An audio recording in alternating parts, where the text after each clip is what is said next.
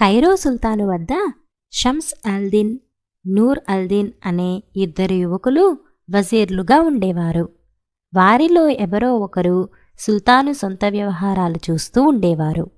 ఒకరు సుల్తాను వెంట ఉండేటప్పుడు రెండోవాడు రాచకార్యాలు చూస్తూ ఉండేవాడు.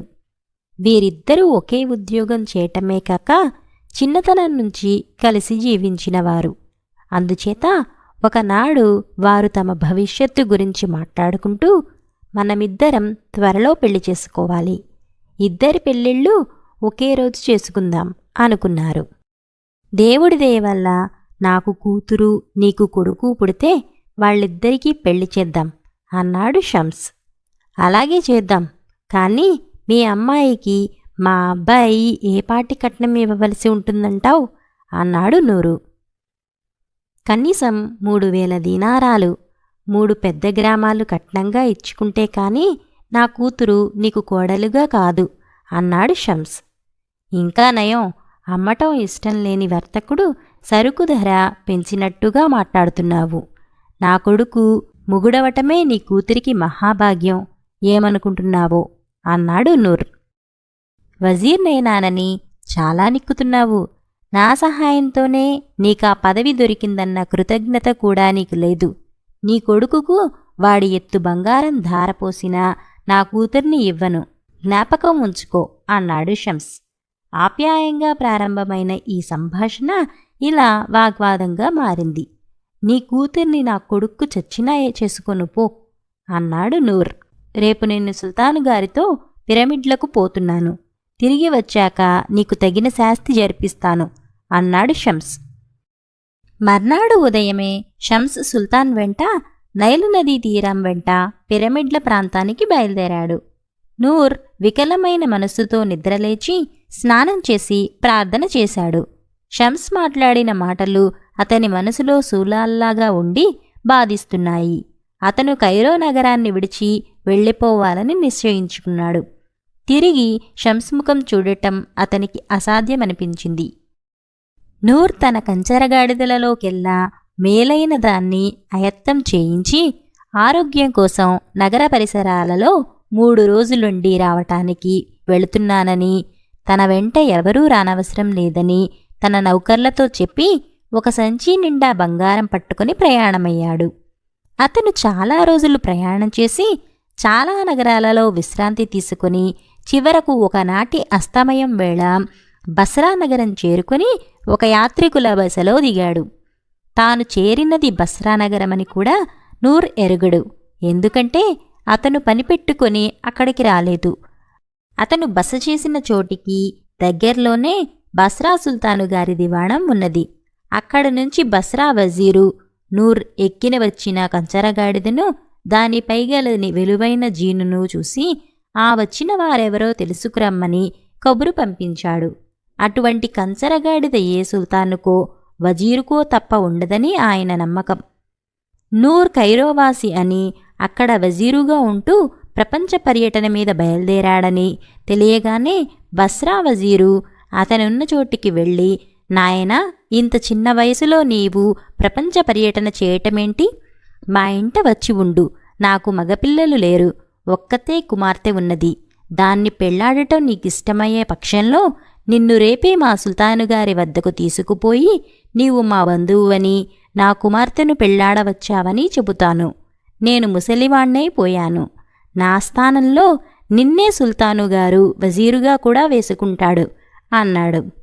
నూర్ ఒక్క క్షణం ఆలోచించి వృద్ధుడు చెప్పినట్టు చేయటానికి ఒప్పుకున్నాడు.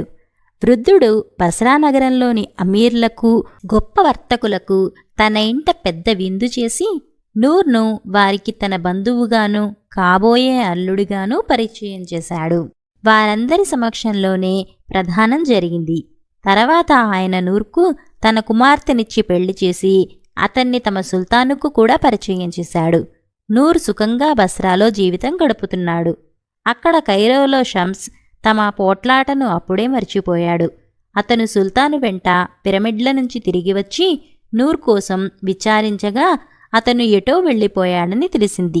తన తొందరపాటు వల్లనే నూర్ కైరోను వదిలి దేశాలు పట్టిపోయి ఉంటాడని ఊహించి షమ్స్ చాలా బాధపడ్డాడు. అతను సుల్తాను వద్దకు వెళ్ళి జరిగినదంతా దాచకుండా చెప్పాడు. అతని కోరికపై కైరో సుల్తాను తన మనుషులను తన ఏలుబడిలో ఉండే దేశాలన్నిటికీ పంపాడు. కాని నూర్ జాడ తెలియరాలేదు. తన తప్పుకు తగిన శాస్తి జరిగిందని షంసు దుఃఖించాడు. కాలం గడిచింది. షంస్ కైరో వర్తకుల శ్రేష్ఠుడి కుమార్తెను పెళ్లాడాడు. అతనికి తెలియదు కాని నూర్ వివాహం జరిగిన నాడే షంస్ వివాహం కూడా జరిగింది. ఈ విధంగా వారిద్దరూ ఆనాడు కోరుకున్న గొంతెమ్మ కోరిక సిద్ధించింది. ఇంతేకాదు, వాళ్లు అనుకున్న ప్రకారం షంస్కు ఒక ఆడపిల్ల, నూర్కు ఒక మగపిల్లాడు కూడా ఒకే రోజున కలిగారు. తమ కోరికలు అక్షరాలా నిజమైనందుకు ఆనందించటానికి మటుకు వారిద్దరూ నోచుకోలేదు. నూర్ కొడుకు చాలా అందమైనవాడు. అందుచేత అతనికి హసన్ బద్రలీస్ అని పేరు పెట్టారు. హసన్ బారసాల రాజకుమారుడి బారసాల కన్నా వైభవంగా జరిగింది. ఆ మర్నాడే బస్రా సుల్తాను నూర్ను అతని మామగారి స్థానంలో వజీరుగా నియమించాడు. నూర్ వైభవం నానాటికీ పెరిగింది. అతను అంతులేని ఆస్తి సంపాదించాడు.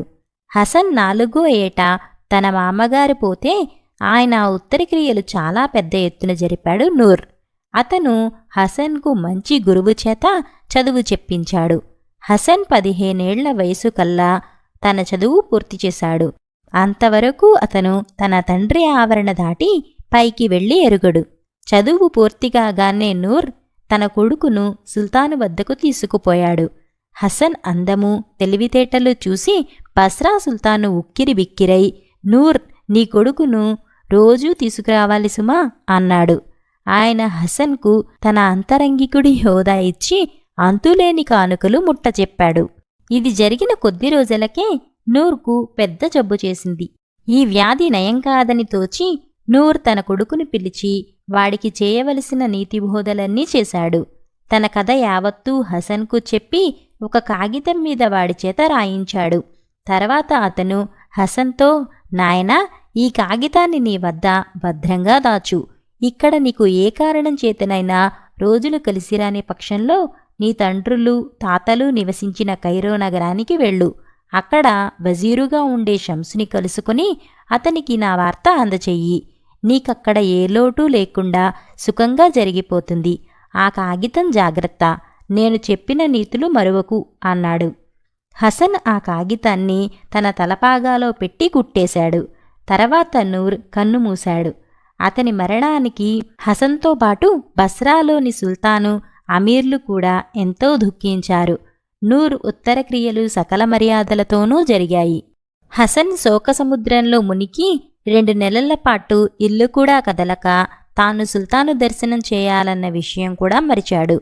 ప్రభువులకు అనుగ్రహం ఎంత తేలికో ఆగ్రహం కూడా అంతే తేలిక. హసన్ శోకంలో మునిగి ఉన్నాడని గ్రహించక పొగరు కొద్దీ తనను చూడరాలేదని అపోహపడి సుల్తాన్ ఆగ్రహావేశంతో హసన్కు ఇద్దామనుకున్న ఉద్యోగం మరొకడికి ఇచ్చి అతని ఇంటిని సొత్తును స్వాధీనం చేసుకోమని హసన్ పెడరెక్కలు విరిచికట్టి తెమ్మని ఉత్తరవిచ్చాడు. సుల్తాను రాజభవనంలో ఉండే బానిసలలో ఒకడికి హసన్ మీద అపారమైన ప్రేమ. వాడు సుల్తాను ఉత్తరువు వినగానే పరిగెత్తుకుంటూ హసన్ ఇంటికి వెళ్ళి జరిగిన సంగతి చెప్పి, బాబూ, క్షణం ఆలస్యం చేయవద్దు. వెంటనే పారిపోకపోతే ప్రాణాలు దక్కవు అని హెచ్చరించాడు. హసన్ చేతిలో చిల్లిగవ్వ లేకుండా కట్టుబట్టలతోనే ఇల్లు విడిచి బయలుదేరాడు. తనను ఎవరూ గుర్తించకుండా అతను తన పైబట్ట ముఖానికి అడ్డం వేసుకున్నాడు. సుల్తాను తలపెట్టిన దుర్మార్గం గురించి విని వీధిలో జనం తనపై జాలిపడుతూ అనుకునే మాటలు వింటూ హసన్ ఊరి బయట తన తండ్రి గోరి చేరుకున్నాడు. అతను తన ముఖం మీది నుంచి గుడ్డ తొలగించి తన తండ్రి సమాధి మీద కట్టిన కట్టడంలో ప్రవేశించి అక్కడ కూర్చున్నాడు. అతని ఉద్దేశం ఆ రాత్రికి అక్కడే పడుకోవాలని. అతను అక్కడ విచారంగా కూర్చొని ఉండగా బస్రా నగరానికి ఎటునుంచో తిరిగి వస్తున్న ఒక వర్తకుడు అతన్ని చూసి గుర్తించి దగ్గరికి వచ్చి, అయ్యా, తమ తండ్రిగారు పోయాక తమకు వేరే చిక్కులేమీ రాలేదు గదా? మీ ముఖం చూస్తే చాలా విచారంగా ఉన్నది అని అడిగాడు. మరేమీ లేదు. మధ్యాహ్నం నిద్రపోతుంటే మా నాన్నగారు కలలో కనిపించి ఆయన సమాధి దర్శించనందుకు మందలించారు. నిద్ర లేస్తూ ఉన్నవాణ్ణి ఉన్నట్టుగా వచ్చేశాను అన్నాడు హసన్. అయితే చూడండి, మీతో చాలా కాలంగా ఒక వ్యాపార విషయం మాట్లాడదామనుకుంటున్నాను. ఇప్పుడు వీలు చిక్కింది. నేను మీ నాన్నగారితో వ్యాపారం చేస్తూ ఉండినవాణ్ణే. మీ పడవలు సరుకుతో త్వరలోనే తిరిగి వస్తాయి. ఒక పడవలో ఉండే సరుకంతా నాకు 1000 దీనారాలకు అమ్ముతారా? ఇప్పుడే నగదు ఇస్తాను అన్నాడు వర్తకుడు. హసన్ గత్యంతరం లేక ఒప్పుకున్నాడు. అతను ఆ వర్తకుడి దగ్గర 1000 దీనారాలు పుచ్చుకొని రేపు చేరే తన మొదటి పడవలోని సరుకంతా అమ్మినట్టు వర్తకుడికి రాసిచ్చి కొన్నట్టు అతని వద్ద నుంచి కాగితం పుచ్చుకున్నాడు. పొద్దుకింది చంద్రుడు ఉదయించాడు. హసన్ అక్కడే పడుకుని నిద్రపోయాడు. కొంత పొద్దుపోయాక ఒక్కొక్క శ్మశానాన్నే చూసుకుంటూ అటుగా వస్తున్న ఒక ఆడభూతం హసన్ను చూసింది. అతని మీద వెన్నెల కాంతి పడుతున్నది. ఓయమ్మా, ఎంత అందగాడు! ఆ ఆకాశంలో చంద్రుడికి ఏమీ తీసిపోడే అనుకుని ఆ ఆడభూతం అక్కడే నిలబడి హసన్ను తనివితీరా చూసింది. అతను లేస్తాడేమో పలకరిద్దామని కాసేపు ఆగింది. కాని అతను గాఢ నిద్రలో ఉండటం చేత మళ్లీ వద్దామనుకుని ముందుకు సాగింది. ఆడభూతం కొంత దూరం వెళ్లేసరికల్లా దానికి ఒక మగభూతం ఎదురైంది. ఎంత అందం, ఎంత అందం అన్నది ఆడభూతం మగదానితో. ఏం లాభం, అంత అందము ఈ రాత్రి గూనివాడి పాలే అన్నది మగభూతం. ఏమిటి నువ్వనేది? గూనివాడి పాలేమిటి అని అడిగింది ఆడభూతం. కైరోలో షమ్స్ కూతురు సిత్తల్ హసన్ లేదు, అప్సరసలాటి పిల్ల. దాన్ని కాస్త ఈ రాత్రి ఒక గూని బానిసవాడికిచ్చి పెళ్లి చేస్తున్నారు. ప్రారబ్ధం అన్నది మగభూతం. ఎక్కడో కైరో అంటావేంటి? ఇక్కడే ఒక అబ్బాయి ఉన్నాడు, చూద్దువుగానిరా. చంద్రుడంటే చంద్రుడే అన్నది ఆడభూతం. తర్వాత 2 భూతాలు కలిసి నూర్ సమాధి వద్దకు వచ్చి గుమ్మటం కింద వెన్నెలలో నిద్రపోతున్న హాసన్ను చూశాయి. ఈ అబ్బాయి బాగానే ఉన్నాడనుకో, ఆ అమ్మాయి ఇంకా బాగుంటుంది అన్నది మగభూతం. ఇంతకన్నా ఎవరూ అందంగా ఉండటానికి వీల్లేదు అన్నది ఆడభూతం. ఇద్దరూ కాసేపు అవునని కాదని అనుకున్నాక మగభూతం, చూడు, ఒక పని చేద్దాం. ఈ అమ్మాయికి ఆ గూని మొగుణ్ణి తప్పించి ఈ అబ్బాయిని మొగుణ్ణి చేద్దామా అన్నది. అది మంచి ఆలోచన. ఈ అబ్బాయిని వీపున వేసుకో, కైరో పోదాం అన్నది ఆడభూతం. మగభూతం హసన్ను నిద్రపోతున్న పళంగానే భుజాన వేసుకుని ఆడభూతంతో సహా కైరో నగరానికి మనోవేగంతో బయలుదేరాయి. మగభూతం చెప్పిన దానిలో అబద్ధం ఏమీ లేదు. హసన్ పుట్టిన రోజునే షమ్స్కి కూడా ఒక కూతురు పుట్టింది. ఆమెకు సిత్తల్ హాసన్ అని పేరు పెట్టారు. ఆమెకు 18 ఏళ్లు వచ్చేసరికి సుల్తాను తన వజీరు కూతురు అపురూప సౌందర్యవతి అని విన్నాడు. షమ్స్ను పిలిచి, నీ కుమార్తెను నాకిచ్చి పెళ్లి చెయ్యి అన్నాడు. షమ్స్ గుండె జారిపోయింది. అతను సుల్తానుతో సవినయంగా, ఏలినవారు నన్ను మన్నించాలి. నా బాల్యమిత్రుడు 18 ఏళ్లుగా జాడ తెలియకుండా ఎటో వెళ్ళిపోయాడన్న సంగతి తమకు తెలుసు. నాకు కుమార్తె, అతనికి కుమారుడు కలిగితే వాళ్ళిద్దరికీ పెళ్లి చేస్తానని అల్లా మీద ఏనాడో ప్రమాణం చేశాను. ఆ ప్రమాణం దాటరానిది. అదీకాక నా మిత్రుడు నూర్ బస్రా చేరాడని, అక్కడి సుల్తానుగారి వద్ద వజీరుగా ఉన్నాడని, అతడికొక కొడుకు కూడా ఉన్నాడని ఈ మధ్యనే వార్త వచ్చింది. నా కూతురు నూర్ కొడుకును పెళ్లాడక తప్పదు. తమరు తలుచుకుంటే కన్యలకు కొదవేమిటి అన్నాడు. ఈ మాటలు విని సుల్తాను మండిపడ్డాడు. నీచుడా, నేను నీ కూతుర్ని చేసుకుంటాననటమే మహాభాగ్యమని అనుకోవలసిన వాడివి. ఏదో వెధవసాకు పెట్టి నిరాకరిస్తావా?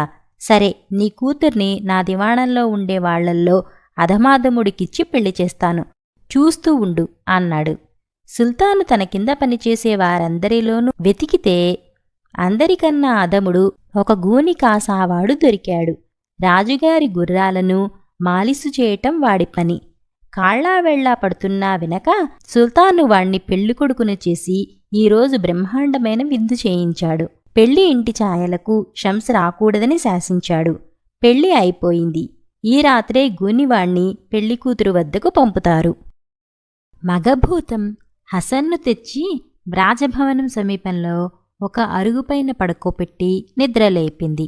మొదట్లో హసన్కు అంతా కల అనిపించింది. తాను పడుకున్నది తన తండ్రి సమాధిలో కాదు, సరే కదా, తన చుట్టూ ఉన్న నగరం బస్రా కూడా కాదు. అతను ఆశ్చర్యంతో అరవబోయే సమయానికి ఒక పొడుగాటి మనిషి గెడ్డం కలవాడు ఎదుట ప్రత్యక్షమై ఊరుకోమని సంజ్ఞ చేశాడు. తరువాత ఆ మనిషి ఇలా చెప్పాడు: నేనొక మంచి భూతాన్ని. నీ అందానికి తగిన భార్యను ఇవ్వటానికి ఈ కైరో నగరానికి తెచ్చాను. నేను చెప్పేది శ్రద్ధగా విను. అలా చెయ్యి. వెంటనే బయలుదేరి స్నానశాలకు వెళ్ళు. అందులో నుంచి ఒక గోని పెళ్ళికొడుకు వస్తాడు. వాడి వెంట జనం చాలామంది ఉంటారు. ఆడేవాళ్ళు పాడేవాళ్ళు ఉంటారు. నువ్వు కూడా వారిలో చేరి వారిలాగే ఒక వెలిగించిన కొవ్వొత్తి పట్టుకో. ఇదిగో కొవ్వొత్తి. పెళ్ళికొడుకు పెళ్ళి ఇంటికి వచ్చేటప్పుడు నువ్వు వాడి సరసన చేరి నడు. ఆడేవాళ్ళు పాడేవాళ్ళు పెళ్ళికొడుక్కు సలాం చేసినప్పుడల్లా ఈ సంచిలో చెయ్యి పెట్టి బంగారం వెదజల్లు. ఈ సంచి తీసుకో. ఇందులో ఉండే బంగారం తరిగిపోతుందన్న భయం నీకు వద్దు. ఎంత తీసినా ఇందులో ఇంకా బంగారం ఉంటుంది. అందుచేత నువ్వు ఆ గుంపులో వాళ్ళందర్నీ మంచి చేసుకోవచ్చు. తర్వాత పెళ్ళి ఇంటికి చేరగానే గుంపులో ఉన్న వాళ్ళందరూ వెళ్ళిపోయినా కూడా నీవు మాత్రం గూనివాని పక్క నుంచి వెళ్ళిపోకు. ఈ మాటలు చెప్పి ఆ మనిషి మాయమయ్యాడు. హసన్కు అంతా గొడవగా ఉన్నది. అయినా భూతనం చెప్పినట్లు చేయటానికి అతడు నిశ్చయించుకొని కొవ్వొత్తి తీసుకొని స్నానశాలకు వెళ్ళాడు. అక్కడ చాలామంది ఉన్నారు. అందరి చేతులలో కొవ్వొత్తులున్నాయి. గూని పెళ్లి కొడుకు స్నానశాల నుంచి బయలుదేరగానే ఆడేవాళ్లతోనూ పాడేవాళ్లతోనూ ఊరేగింపు సాగింది. హసన్ జనాన్ని తోసుకుంటూ ముందుకు వచ్చి గూని పెళ్ళికొడుకు పక్కనే నడవసాగాడు. ఆ జనంలో అతని అందం చూసి ఆశ్చర్యపడేనివారు లేరు. అతను ధరించిన దుస్తులు కూడా పెళ్ళికొడుకు దుస్తుల కన్నా ఎన్నో రెట్లు విలువైనవి. ఊరేగింపులో ఆడేవాళ్లు పాడేవాళ్లు ముందుకు వచ్చి పెళ్ళికొడుక్కు సలాం చేసినప్పుడల్లా హసన్ గుప్పిళ్లతో బంగారం తీసి ఇచ్చాడు. భూతం ఇచ్చిన సంచి నిజంగా అక్షయమైనది. దాని నుంచి అతను ఎంత బంగారం తీసి ధర్మం చేసినా ఇంకా ఉండనే ఉన్నది. ఊరేగింపు పెళ్లి ఇంటికి చేరేసరికి హసన్ను దేవుడల్లే చూడనివారు ఊరేగింపులో ఒక్కరూ లేరు. ఈ పెళ్లి ఇల్లు దివాణంలోనే ఉన్నది. అక్కడి నౌకర్లు ఆడవాళ్లునూ పెళ్ళికొడుకునూ తప్ప మిగిలిన మగవాళ్లను ద్వారం వద్ద నిలిపివేశారు. కాని గుంపులో ఉన్న ఆడే స్త్రీలు పాడే స్త్రీలు హసన్ను తమ వెంట లోపలికి రావనివ్వాలని పట్టుపట్టారు. హసన్ లోపలికి రాకపోతే తాము ఆడమని పాడమని స్పష్టంగా చెప్పారు. వాళ్లు హసన్ చేతులు పట్టుకుని లోపలికి లాక్కుపోతుంటే ద్వారపాలకులు ఏమీ చేయలేకపోయారు. లోపల చాలాసేపు ఆడవాళ్ల అచ్చట్లు ముచ్చట్లు సాగాయి. గొప్ప గొప్ప అమీర్ల భార్యలందరూ ఉన్నారు. పెళ్లికూతురు పెళ్ళికొడుకు వెంట మరొక అందగాడుండటం చూసింది. కాని అతనెవరో అక్కడ ఎందుకు ఉన్నాడో ఆమెకు ఎంత ఆలోచించినా అర్థం కాలేదు. వేడుకలన్నీ అయినాక ఆడవాళ్లు పెళ్లికూతుర్ని పడకగదిలో దిగపెట్టి తమ దారిన తాము వెళ్ళిపోయారు. వేడుకలు జరిగిన హాలులో గూని పెళ్ళికొడుకు హసన్ మాత్రమే మిగిలారు. నువ్వు కూడా ఇక్కడ్నుంచి వెళ్ళిపో. నా వెంట దేనికి పీడా అన్నాడు గూని పెళ్ళికొడుకు హసన్తో. ఈ మాట వినగానే హసన్ లేచి బయటకి బయలుదేరాడు. వాకిలి దగ్గర అతనికి భూతం ఎదురై, ఇంతకు ముందు నేను చెప్పిందేంటి? ఇటెక్కడికి పోతున్నావు? నీ దారి అటు అని చెప్పి గూని పెళ్ళికొడుకును అమాంతం ఎత్తుకుని మాయమైపోయింది. గూనివాడు కళ్ళు మూసి తెరిచేలోపల ఒక చీకటి కొట్టులో ఉన్నాడు. వాడు అందులోనుంచి బయటకి రావటానికి విశ్వప్రయత్నం చేశాడు కాని వాడికది సాధ్యం కాలేదు. ఈ లోపల హసన్ భూతం చెప్పిన గదివేపుగా వెళ్ళి పెళ్లికూతురున్న పడకగది దగ్గర తారట్లాడాడు. భూతం మళ్లీ అతనికి కనిపించి, లోపలికి వెళ్ళు. పెళ్లికూతురితో నీవే అసలు పెళ్ళికొడుకువని, ఆమె తండ్రి ఆమెను పరీక్షించటానికి ఇంత నాటకమూ ఆడాడని చెప్పు. తప్పక నమ్ముతుంది అన్నది. పెళ్లికూతురు తల వంచుకొని ఒక మూల కూర్చున్నది. హసన్ అడుగుల చప్పుడు సమీపించటం విని ఆమె ముఖం పక్కకు తిప్పుకొని, చీచీ, దగ్గరికి రాకు, నిన్ను చూస్తేనే నాకు వాంతి అన్నది. నేను అంత వికారంగా ఉన్నానా అన్నాడు హసన్. ఆమె తల ఎత్తి చూసి ఆశ్చర్యపోయి, మీరెవరు? పెళ్ళికొడుకు గూనివాడు కాదా అన్నది. అదంతా మీ నాన్న నిన్ను పరీక్షించటానికి ఆడిన నాటకం. నేనే అసలు పెళ్ళికొడుకును అన్నాడు హసన్. సిత్తల్ హసన్ అతని మాట నమ్మింది. ఆమె విచారమంతా పోయి ఆమెకు ఎక్కడలేని ఆనందమూ కలిగింది. ఆ రాత్రి వాళ్లు సుఖంగా గడిపారు. తెల్లవార వచ్చే సమయంలో ఆడభూతం మగభూతాన్ని కలుసుకుని, ఇంకా ఇక్కడే ఉన్నావా? ఆ కుర్రవాణ్ణి ఎప్పటి చోట దిగబెట్టవద్దా అన్నది. మగభూతం పడకగదిలోకి ప్రవేశించి గాఢ నిద్రలో ఉన్న హసన్ను వీపున వేసుకుని బస్రాకేసి బయలుదేరింది.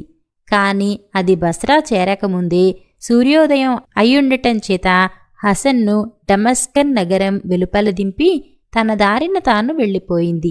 హసన్ నిద్రలేచి చూసేసరికి పెళ్లికూతురు గది కాని, పడక గది కాని, ఆఖరకు ఒక భవనం కానీ లేదు. తాను ఏదో నగరం వెలుపల ఉన్నట్టు తెలుసుకున్నాడు. ఆ నగరం ఏదో తెలియదు. అది కైరో కాదు, బస్రా కూడా కాదు. హసన్ చుట్టూ జనం మూగి ఆశ్చర్యంగా చూస్తున్నారు. అతను ఎక్కడినుంచో ప్రయాణం చేసి వచ్చినవాడిలాగా కనిపించటం లేదు.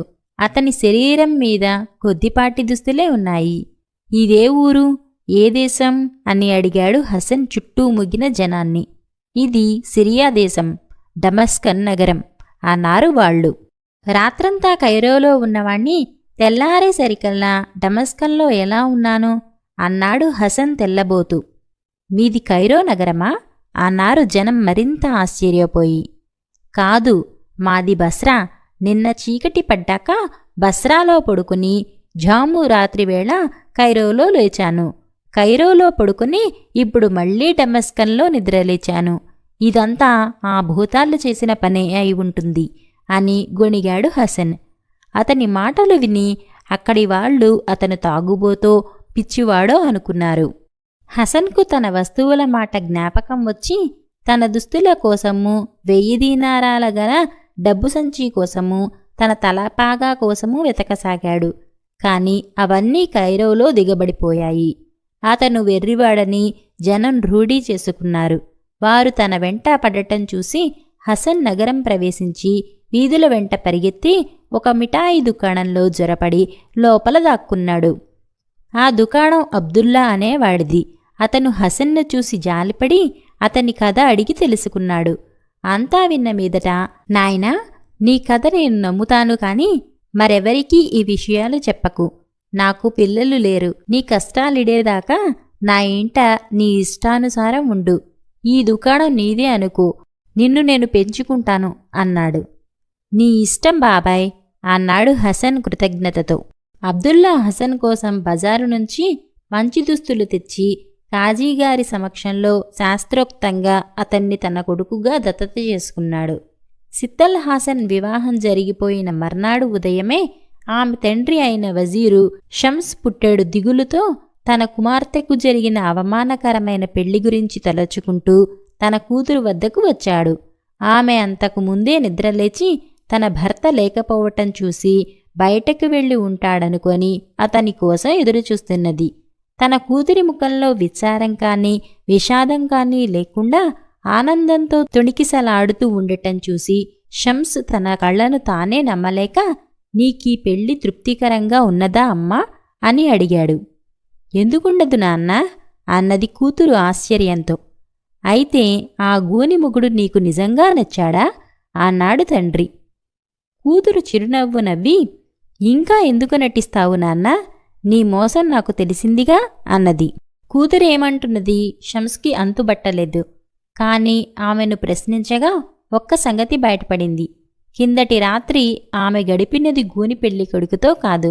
గూనివాడి కోసం వెతికించగా వాడు చీకటి కొట్లో దొరికాడు. ఏమిటిరా, గడిచిన రాత్రి నువ్వు నా కూతురి వెంట లేవా అని షమ్స్ వాణ్ణి అడిగాడు. మీ అమ్మాయి నిచ్చి చేసినట్టు నటించి తెల్లవార్లు నన్ను చీకటి కొట్టులో పెట్టి తాళం వేశారు.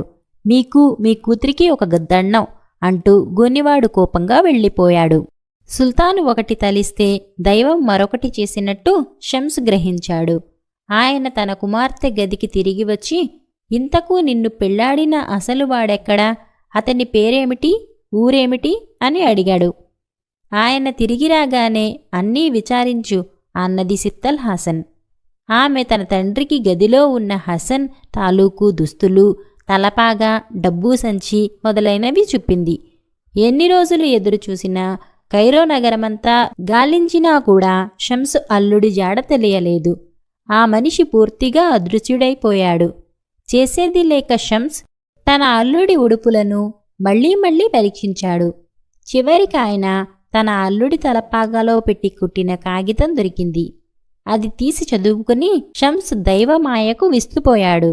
తన అల్లుడు మరెవరో కాదు, నూర్ కొడుకే. ఆఖరుసారి మాట్లాడుకున్నప్పుడు తామిద్దరూ అనుకున్న ప్రతి మాట నిజమైంది.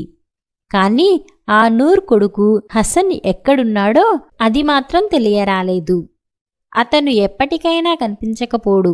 కనిపించినప్పుడు అతనికి ఒక చిన్న పరీక్ష పెట్టి ఆ రాత్రి సిత్తల్ హసన్తో గడిపినది అతనేనని రుజువు చేసుకోవాలి.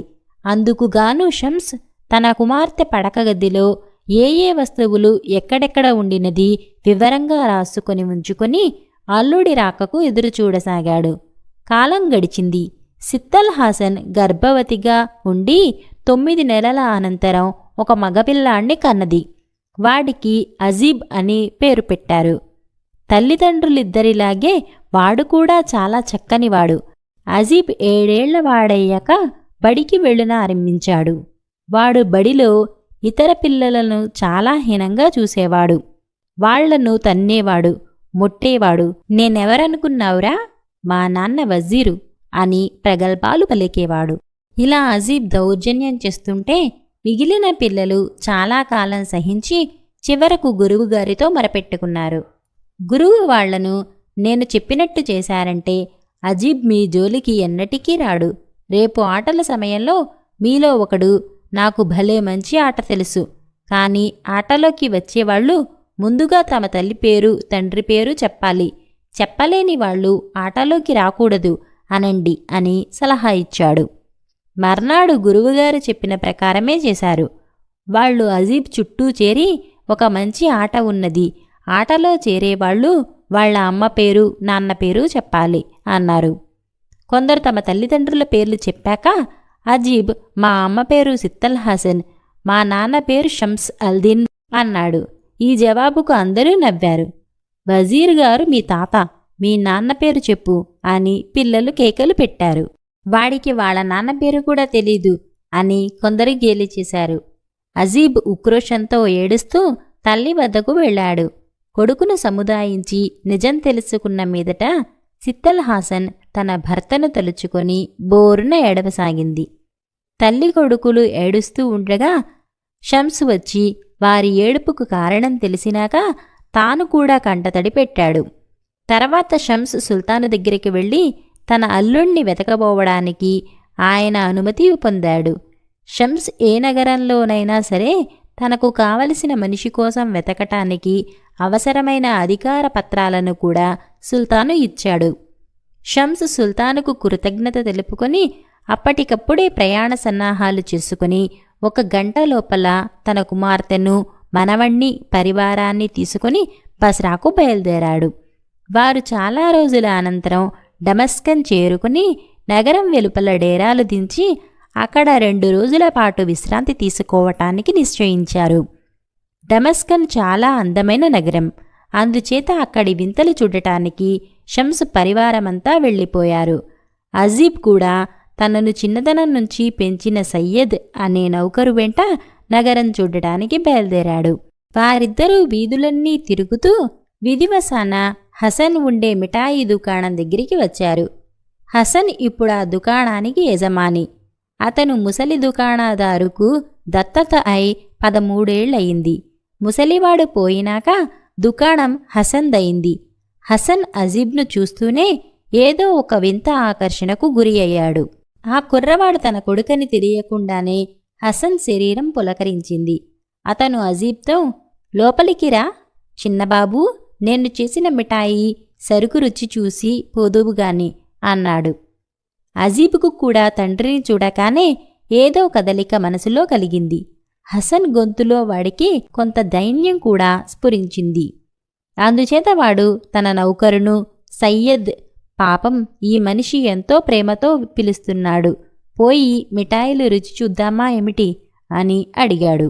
వద్దు బాబు వద్దు, తమలాటి ప్రభువుల బిడ్డలు ఇలాంటి దుకాణాలలోకి వెళ్ళి భోంచేయకూడదు. ఎంతమాత్రం వీల్లేదు.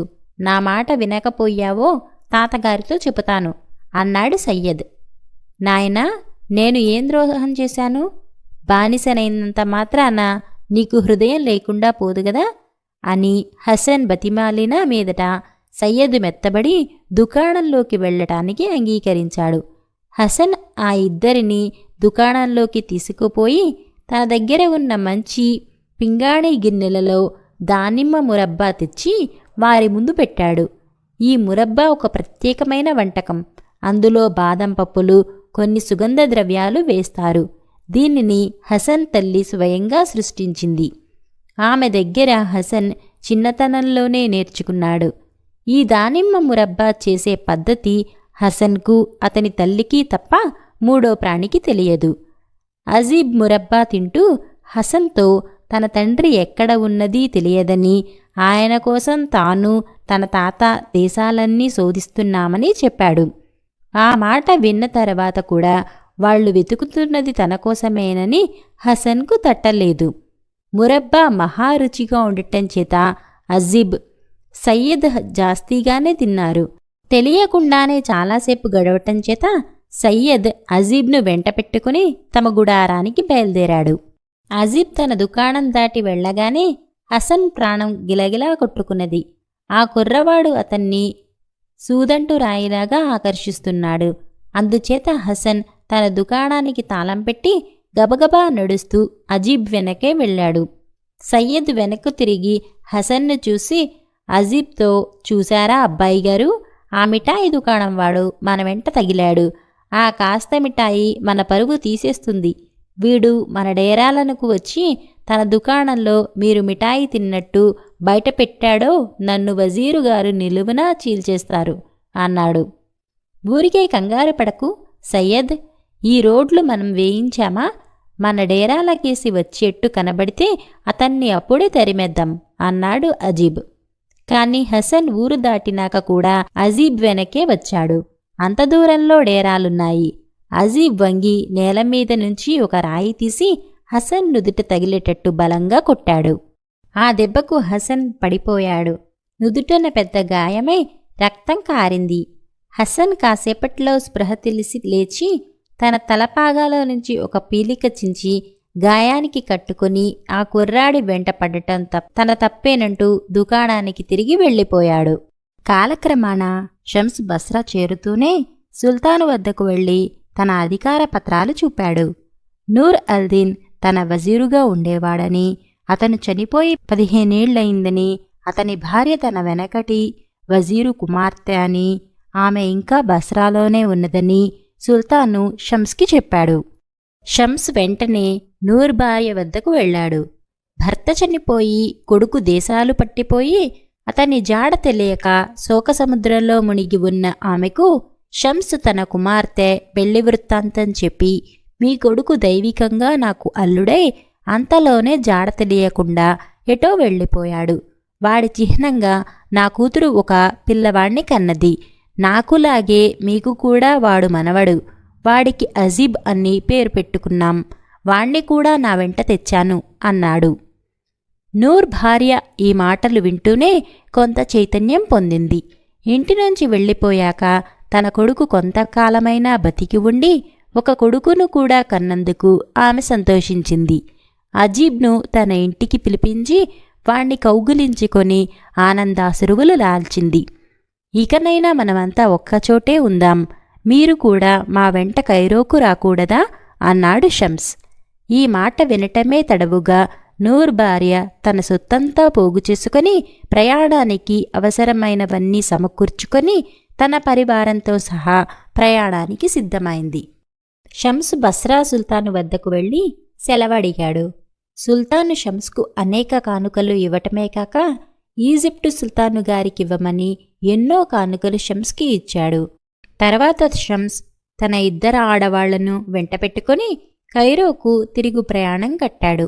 ఈ తిరుగు ప్రయాణంలో వారు వెనకటిలాగే డమస్కన్ నగరం వెలుపలి మైదానం మీద డేరాలు దించారు. నగరపు వర్తకులు, ఇతర ప్రముఖులు తన తాతగారి దర్శనానికి వచ్చి ఉన్న సమయంలో అజీబ్ సయ్యద్తో, బాబా, మనం ఒకసారి ఊళ్ళోకి వెళ్ళి వద్దామా ఆనాడు నేను రాయి పెట్టి కొట్టానే, ఆ మిఠాయి దుకాణం వాడు ఎలా ఉన్నాడో పాపం కనుక్కుందాం అన్నాడు. ఇద్దరూ కలిసి మళ్ళీ హసన్ దుకాణానికి వచ్చారు. హసన్ ముఖాన గాయం మచ్చ ఉండటం అజీబ్ చూశాడు. అతను గొంతెత్తి హసన్తో, నేను జ్ఞాపకం ఉన్నానా? నీ క్షేమం తెలుసుకుందామని నిన్ను వెతుక్కుంటూ వచ్చాను అన్నాడు. హసన్ తలకి ఎత్తి చూసి శరీరమంతా పులకెత్తుతూ, రండి రండి, దయచేయండి, నా వంటకాలు రుచి చూడండి.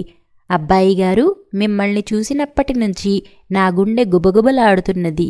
కాని నేనా రోజు మీ వెంట రావటం పెద్ద తప్పు అన్నాడు. ఈరోజు కూడా అజీబ్, సయ్యద్ హసన్ దుకాణంలో దానిమ్మ మురబ్బా తిన్నారు.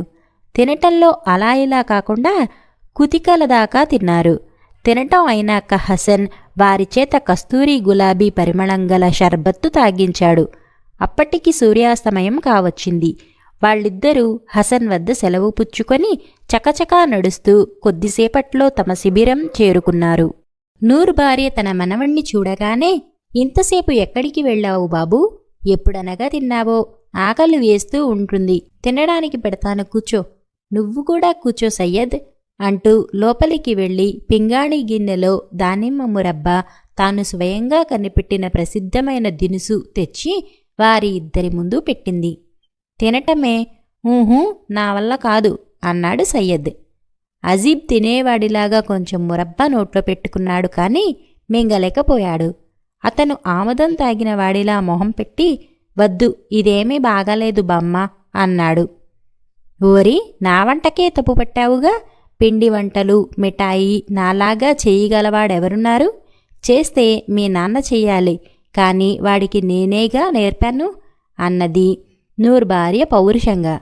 లేదులే బామ్మ, ఇలాంటి మురబ్బాయే ఇంతకుముందు ఒక మిఠాయి దుకాణంలో తిన్నాం. మళ్ళీ తాతతోనో మా అమ్మతోనో చెప్పకు.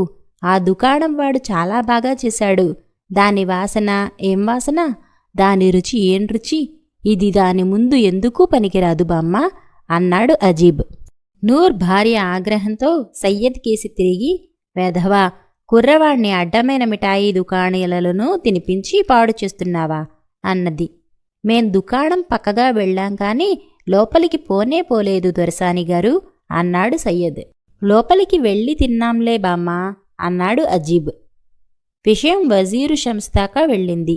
ఆయన స్వయంగా అడిగినా కూడా సయ్యద్, మేం దుకాణంలోకి వెళ్ళి తినలేదు అని అబద్ధమాడాడు. అలా అయితే ఈ మురబ్బా అంతా నేను చూస్తుండగా తిను అన్నాడు షమ్స్. సయ్యద్ కళ్ళు తేలవేసి, తాను మిఠాయి దుకాణంలో కుతికల దాకా మురబ్బా తిన్నానని, అలాంటి వంటకం తన జన్మలో ఎన్నడూ తినలేదని, దాని ముందు ఈ మురబ్బా దిగదుడిపేనని ఒప్పుకున్నాడు. ఈ మాటలు విని షమ్స్ విరగబడి నవ్వాడు. నూర్ భార్య మాత్రం అవమానం పొందిన ఆగ్రహంతో, బెధవా, ఆ దుకాణానికి వెళ్ళి నువ్వు తిన్న మురబ్బా కొనుక్కురా, అది దీనికన్నా ఎలా బాగుంటుందో చూస్తాను అన్నది. సయ్యద్ హసన్ దుకాణానికి వెళ్ళి, నీ మురబ్బాతో పెద్ద చిక్కే వచ్చింది, అది రుచి చూస్తారట, కాస్త అమ్ము. అద్భుతంగా ఉండాలి సుమా, లేకపోతే నా వీపు పెట్లిపోతుంది అన్నాడు. హసన్ ఒక పింగాణీ పాత్రలో మురబ్బా పెట్టి ఇస్తూ, ఆ భయం నీకేమీ వద్దు. ఈ మురబ్బా నాకన్నా బాగా చేయగలవాళ్ళు ప్రపంచంలో ఎవరూ లేరు. చేస్తే మా అమ్మ చెయ్యాలి. ఆవిడ ఎక్కడో దూరదేశంలో ఉన్నది అన్నాడు. సయ్యద్ తెచ్చిన మురబ్బా రుచి చూస్తూనే నూరు భార్య, ఇది చేసినవాడు నా కొడుకే, ఇలా చేయటం ఇంకెవరి వల్ల కాదు అన్నది ఆవేశంతో. ఈ మాట వినగానే షమ్స్ ఆలోచనలు శరవేగంతో కదిలాయి. ఈ మిఠాయి దుకాణం వాడు తన అల్లుడే కావచ్చు, కాకపోవచ్చు.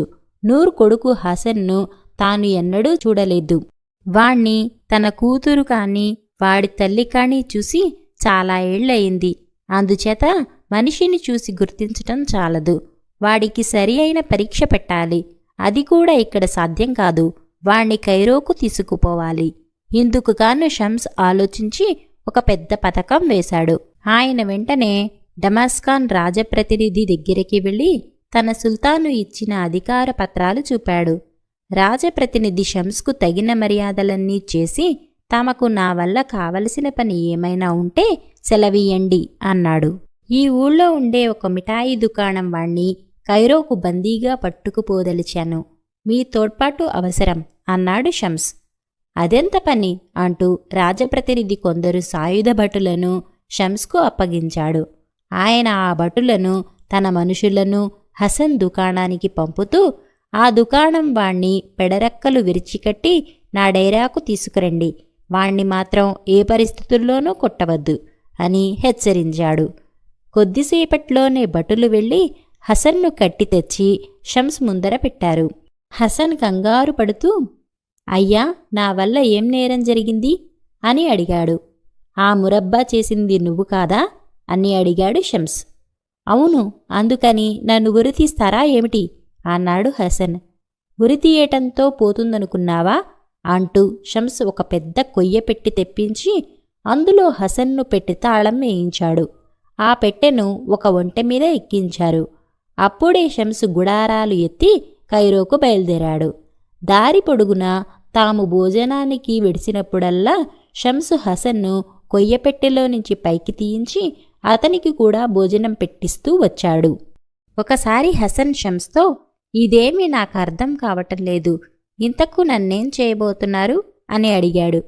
నిన్న సిలువ వేయబోతున్నాను అన్నాడు షమ్స్. ఏ నేరానికి అని హసన్ మళ్ళీ అడిగాడు. మురబ్బాలో మిరియాల పొడి తక్కువ వేసినందుకు అన్నాడు షమ్స్.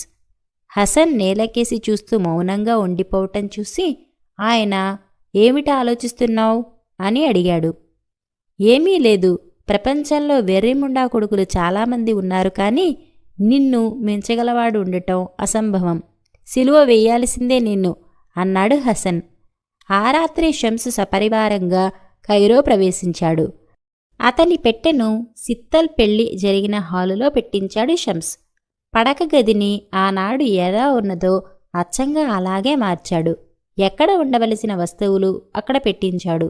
తన కుమార్తె చేత పెళ్లి కూతురి వేషం వేయించాడు. నిద్రలో ఉన్న హసన్ను పెట్టెలో నుంచి తీయించి అతనికి కూడా పెళ్లినాటి దుస్తులు తొడిగించి నడవలో పడుకోబెట్టాడు.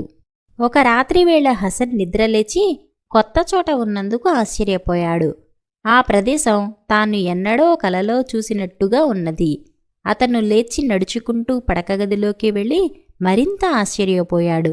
తన దుస్తులు, తలపాగా, డబ్బు సంచితో సహా తాను పెట్టిన చోటే ఉన్నాయి. అతను వాటిని పట్టుకు చూసుకొని తనవేనని రూఢీ చేసుకున్నాడు.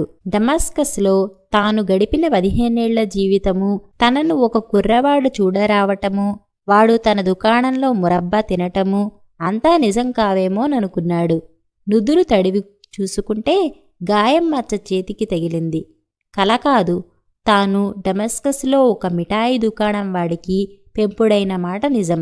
ఇదే కల అయి ఉండవచ్చు. ఇంతసేపు ఎక్కడికి వెళ్లారు అని సిత్తల్ హసన్ కంఠం ప్రశ్నించటం వినిపించింది.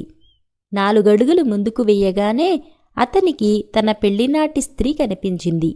హసన్ ఒక్క కేక పెట్టి మూర్ఛపోయాడు. షమ్స్ హసన్ ప్రవర్తన యావత్తూ చాటు నుంచి గమనిస్తూనే ఉన్నాడు. ఆయన అనుమానాలన్నీ తీరిపోయినాయి. ఇతనే హసన్ బద్రలిన్, తన అల్లుడు నూర్ కుమారుడు. తర్వాత హసన్ జరిగినదంతా తెలుసుకున్నాడు. అతన్ని కష్టాలు గట్టెక్కాయి. ఏ తప్పు చేయకుండానే అతను అష్టకష్టాలు పడి చిట్ట చివరకు తన తల్లిని, భార్యను, కొడుకును చేరుకొని సుఖంగా జీవించాడు. కనగానిపల్లెలోని కమలాకరుడికి పట్నంలోని కచేరీలో ఉద్యోగం. అతడు రోజూ అడవిదారి వెంట పట్నానికి వెళ్ళి సాయంకాలానికి తిరిగి వస్తుండేవాడు. చిన్నతనంలోనే తండ్రిని పోగొట్టుకున్న అతన్ని తల్లి అష్టకష్టాలు పడి పెంచి పెద్ద చేసింది. కమలాకరుడిది చాలా శ్రావ్యమైన కంఠస్వరం. ఒకరోజు రాత్రి అతడు తల్లి అడిగిన మీదట ఏదో పాట పాడుతుండగా ఆమె కళ్ళు మూసుకొని మరి తెరవలేదు. దానితో కమలాకరుడు ఒంటరివాడైపోయాడు. అతడు రోజూ వంట చేసుకునేందుకు పడుతున్న ఇబ్బంది చూసి అతడి స్నేహితులు, ఎన్నాళ్ళిలా వంట పనులతో తంటాలు పడతావు, నీకు నచ్చిన పిల్లను చూసి పెళ్లి చేసుకోరాదు అని సలహా ఇచ్చారు.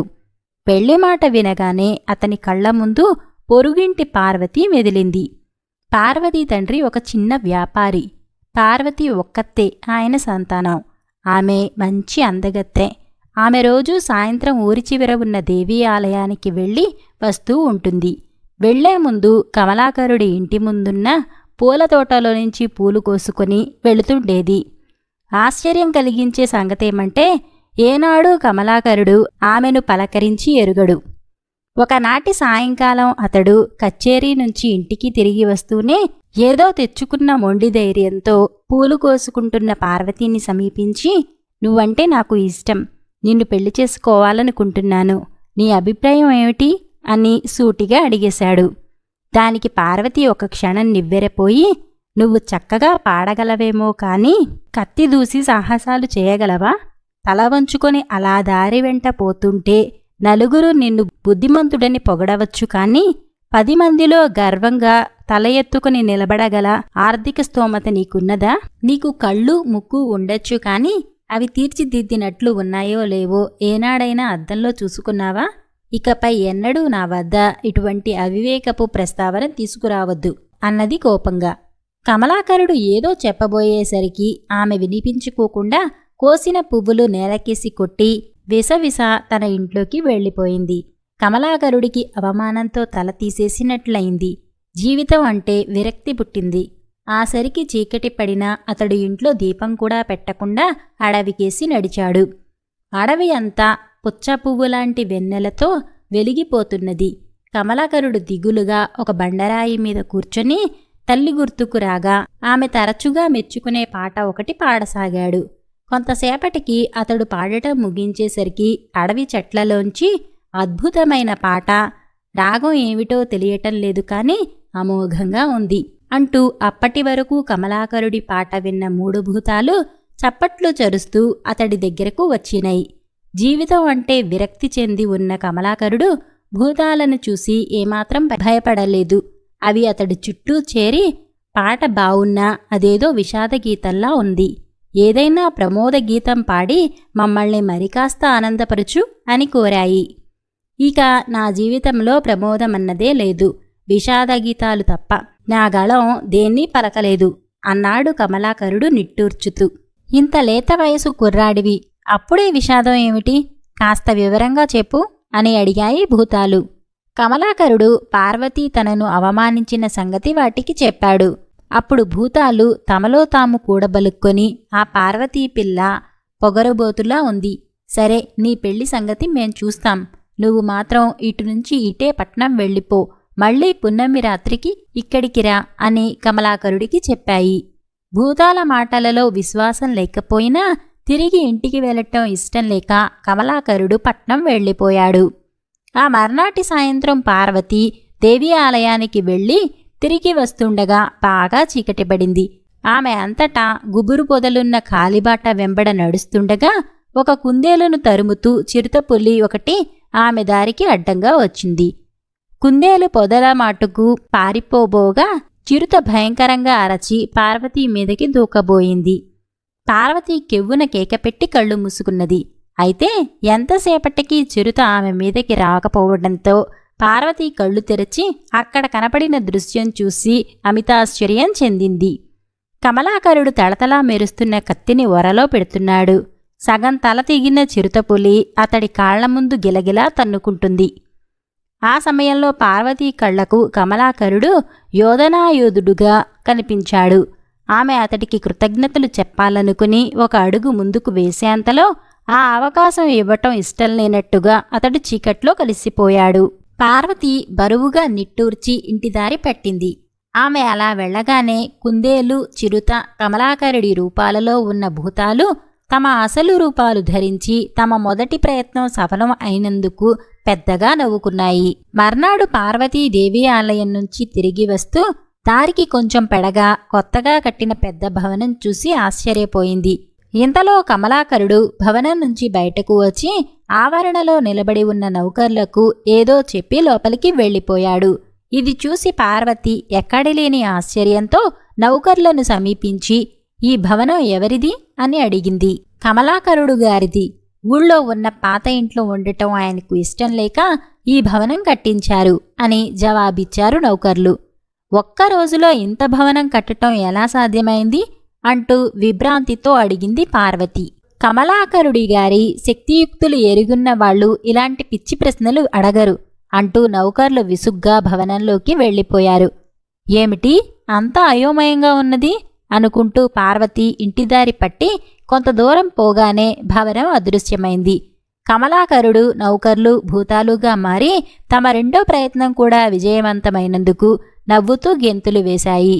పార్వతి ఆ రాత్రంతా కమలాకరుడి ధైర్య సాహసాలు, అతడి సంపద గురించి ఆలోచిస్తూ నిద్ర లేకుండా గడిపింది. మర్నాడు మనసేమీ బాగుండక పార్వతి దేవి ఆలయానికి వెళ్లలేదు. చీకటి పడుతుండగా ఆమె కమలాకరుడి ఇంటి ముందున్న పూలతోటలోకి వెళ్లేసరికి కళ్ళు చెదిరిపోయే అందగత్తెల రూపాల్లో 3 భూతాలు అక్కడికి వచ్చాయి. వాళ్లను చూసి పార్వతి అబ్బురపడుతూ ఎవరు మీరు అని అడిగింది. మేం ముగ్గురం స్నేహితురాళ్లం. ముగ్గురం కచేరీలో పనిచేసే కమలాకరుణ్ణి గాఢంగా ప్రేమించాం. ఆయన మాలో ఎవరిని ఇష్టపడితే వాళ్లను పెళ్లి చేసుకోమని ప్రాధేయపడటానికి వచ్చాం. ఇంతకు ఈ ఇల్లు కమలాకరుడిదేనా అని అడిగాయి భూతాలు. ఇల్లు ఆయనదే కాని ప్రస్తుతం ఆయన ఇంట్లో లేరు. నాదొక అనుమానం, ఇంతటి అద్భుత సౌందర్యరాశులైన మీరు అతి సామాన్యంగా ఉండే కమలాకరుణ్ణి ఎలా ప్రేమించారు అని భూతాలను అడిగింది పార్వతి ఆశ్చర్యంగా. ఇందుకు భూతాల్లో ఒకటి పక్కున నవ్వి, నువ్వెక్కడి వెర్రిబాగులదానివి? కేవలం అందం గురించి ఆలోచిస్తున్నావా? అందగాడని లక్షలు కట్నం పోసి మా అక్క తెచ్చుకున్న బావ ఏమయ్యాడు? ఎక్కిన బండి బోల్తా కొట్టి పక్కనున్న భూతం మాట మధ్యలోనే దాని నోరు మూసి, ఆ వివరాలన్నీ ఇప్పుడెందుకు? నా స్నేహితురాలు సుకుమారి సంగతేమిటి? అది నవమన్మధుడని కోరి చేసుకున్న జమీందారు గారి అబ్బాయికి లేని వ్యసనం లేదు. అతగాడు దాన్ని రాచి రంపాన పెడుతున్నాడు. ఇంకా ఈసారి 3వ భూతం దాని నోరు నొక్కి, ఈ చీకటి వేళ ఆ దుష్టుడి పేరెత్తకు. మా పెద్దమ్మ 3వ మనవరాలికి పట్టిన గతి ఏమిటి? 6 అడుగుల 3 అంగుళాల ఆజానుబాహు, గరుడ నాసిక, కోరమీసాల వాడని ఆ కుకుటేశ్వరం వెంటబడి తాళి కట్టించుకుంటే వాడు దాన్ని దాసీదానికన్నా హీనంగా చూస్తున్నాడు. పైగా ఈసారి పార్వతి విసుగ్గా దాని మాటకు అడ్డొచ్చి, ఇంతకు మీరు చెప్పదలుచుకున్నదేమిటి? కమలాకరుడు గొప్ప అందగాడు కాకపోయినా ఎంతో ఉత్తముడనే కదా. సరే, మీరు చాలా ఆలస్యంగా వచ్చారు. కమలాకరుడికి పెళ్లి కుదిరిపోయింది అన్నది. ఎవరితో అంటూ ఏకకంఠంగా అడిగాయి భూతాలు. నాతోనే, ఇక మీరు వచ్చిన దారే వెళ్ళొచ్చు అంటూ పార్వతి విసురుగా తమ ఇంట్లోకి వెళ్ళిపోయింది. తాము కోరుకున్న విధంగా పార్వతి మనసు మార్చి ఆమెను కమలాకరుడితో పెళ్లి సుముఖం చేసినందుకు పరమానందం చెంది భూతాలు 3 గుడ్లగూబలుగా మారి కీచుమని అరుస్తూ అడవికేసి ఎగిరిపోయాయి. మళ్లీ పున్నమి నాటి రాత్రికి భూతాలు 3 తాము మొదట అడవిలో కమలాకరుణ్ణి కలుసుకున్న బండరాయి దగ్గరకు వచ్చి అతడితో పాటు పార్వతీకి కూడా ఉండటం చూసి కంగారు పడ్డాయి. తాము ఆడిన కపట నాటకమంతా తెలుసుకొని పార్వతి తమను తిట్టిపోయటానికి వచ్చిందేమో అని భయపడినాయి. ఇది గమనించిన పార్వతి చిరునవ్వు నవ్వుతూ వాటితో, నాలోని అహంకారాన్ని అవివేకాన్ని తొలగించి నేను రాయిగా భావించి తృణీకరించినది రత్నమని తెలియచేసిన మీకు కృతజ్ఞతలు చెప్పుకునేందుకు స్వయంగా వచ్చాను అన్నది. ఆ జవాబుతో భూతాలు స్థిమితపడి, ఇంత మంచి పని ఇంత త్వరగా చేయగలగటం మాకు చాలా సంతోషం కలిగిస్తున్నది. ఏది, మీ నవదంపతులు ఒక చక్కని పాట పాడి మాకు మరింత సంతోషం కలిగించండి అని కోరాయి. వెంటనే కమలాకరుడు పార్వతీ గొంతెత్తి శ్రావ్యంగా ఒక పాట పాడడం ప్రారంభించారు. భూతాలు 3 ఎక్కడలేని ఆనందంతో చప్పట్లు చరుస్తూ నాట్యం చేయసాగాయి. పెద్ద దిక్కు. సింహాచలం ఒక చిన్న గ్రామంలో ఉంటూ పట్నంలోని గురవయ్య కిరాణా దుకాణంలో పద్దులు రాసే ఉద్యోగం చేస్తుండేవాడు. అతడి జీతం నెలకు 200 రూపాయలు. చిన్నతనంలో తల్లిదండ్రులు పోగా అతన్ని పేనతల్లి మీనాక్షి పెంచి పెద్ద చేసింది. ఆమెకొక కూతురు. పెళ్ళీడు రాగానే కూతురుకు వివాహం చేసి అత్తవారింటికి పంపి తాను మాత్రం సింహాచలం ఇంట్లోనే ఉంటున్నది. సింహాచలం ఏమాత్రం అందగాడు కాదు, పైపెచ్చు చిన్న జీతగాడు. అయినా అతడి పెళ్ళి మంచి అందచందాలు గల లావణ్యతో జరిగింది. అందుకు కారణం లావణ్య తల్లిదండ్రులు పేదవాళ్లు కావటం. ఈ పెళ్లి కాకముందు లావణ్య తన అందం చూసి మురిసిపోయి ఏ జమీందారు కొడుకో తనను చేసుకుంటాడని కలలు కనేది. సింహాచలంతో పెళ్లి ఆమెకు ఎంతమాత్రమూ ఇష్టం లేదు. సింహాచలం పిన్ని మీనాక్షి తన తల్లిదండ్రులను పెద్ద కట్నం కోరాలని, ఆ విధంగా ఈ పెళ్లి తప్పిపోవాలని ఆమె ఎందరో దేవుళ్లకు మొక్కుకున్నది. అయితే మీనాక్షి మాత్రం లావణ్య తల్లిదండ్రులతో మా నుంచి కట్న కానుకల ప్రసక్తే ఉండదు, ఈ శుభ సమయంలో దాని సంగతి మరిచిపోదాం అన్నది. ఈ మాట విని లావణ్య కుంగిపోయింది. ఆమె తల్లిదండ్రులు పొంగిపోయారు. ఈ విధంగా లావణ్యకు ఇష్టం లేని పెళ్లి జరిగిపోయింది. అందువల్ల కాపురానికి వచ్చిన రోజు నుంచి ఆమె కట్నం కోరని మీనాక్షిని శత్రువుని చూసినట్టు చూడసాగింది. నెల తిరగకుండానే ఒకనాటి రాత్రి ఆమె సింహాచలంతో, ఈ రోజుల్లో సొంత అత్తలనే చూసేవాళ్లు లేరు, ఇక పిన అత్తగారిని ఊడిగం చేసేదెవరు?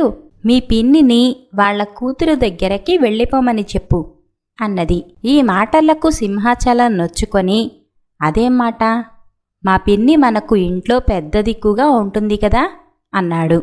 ఆ జవాబుకు లావణ్య విసుక్కుంటూ, మనకే తిండికి దిక్కులేదు, నీదేమైనా సముద్ర వ్యాపారమా? ఈ కరువు కాలంలో తిండిదండగ మనుషుల్ని ఎంతకని పోషిస్తాం అన్నది. పక్కగదిలో నిద్రపోతూ మంచినీళ్ల కోసం లేచిన మీనాక్షి ఈ మాటలు విన్నది. ఆమె తెల్లవారుతోనే ఏ కారణం చెప్పకుండా కూతురు ఇంటికి ప్రయాణం కట్టింది. సింహాచలానికి ఇది చాలా కష్టం అనిపించినా భార్య నోటికి భయపడి అతడేమీ మాట్లాడలేదు. అతడు బాడుగబండిలో పినతల్లిని ఆమె కూతురు ఎంట దిగవిడిచి పట్నం చేరేసరికి చాలా ఆలస్యమైపోయింది. ఆ కారణంగా అతడు బాగా పొద్దుపోయే వరకు దుకాణంలో ఉండవలసి వచ్చింది. పట్నం నుంచి అతడి పల్లెకు మామూలు దారి కాకుండా మరొక అడ్డదారి ఉన్నది.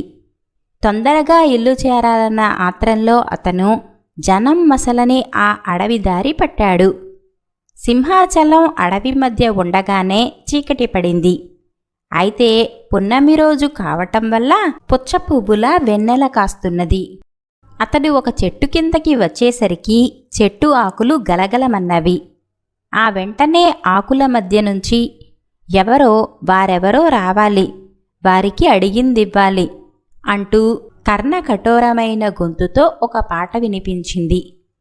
సింహాచలం ఆశ్చర్యపోతూ తల ఎత్తి చూసి అది ఒక నేరేడు చెట్టని గ్రహించి, నేరేడు చెట్టు ఏమివ్వగలదు, నేరేడు పండేగా అన్నాడు.